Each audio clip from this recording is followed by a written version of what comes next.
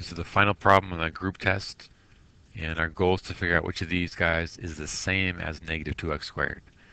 So first, it's multiple choice. I like that it's multiple choice because I can solve this other ways besides just working it out like from start to finish. So we're looking for which answers here lead to a negative, a 2, and a x squared. Well, this one cannot possibly be the answer because you can't square root a negative. So the answer to this would be like undefined, which means it definitely doesn't equal anything like negative 2x squared. So you can't square root a negative until you get to algebra 2, in which case it will not be a problem. But for now, that's not it. So like cross this out, not possible.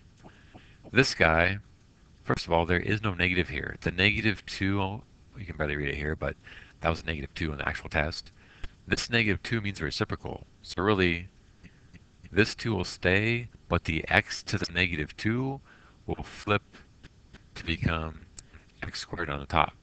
That doesn't equal this, so this guy's also out, not equivalent. This one, if you square a negative, it'll be positive. You won't get a negative. So this one is not possible because the negative would become a positive. So that's gone.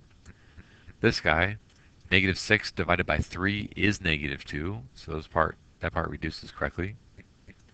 And then x to the 5th divided by x cubed, cancel 3 x's from the 5, leaving 2 left over, and you do get this.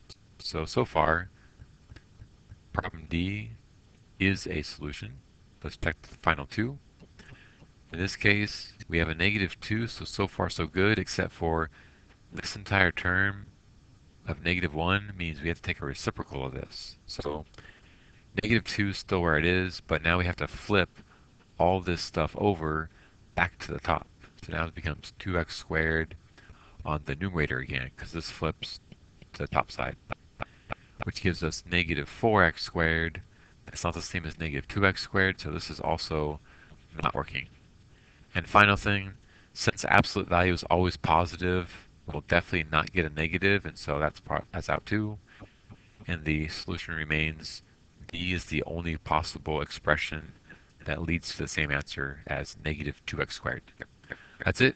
Good luck on the test for Tuesday. And YouTube has tons of videos. As long as you're typing in the right keywords, then you've got plenty of practice. All right, take care. See you Tuesday.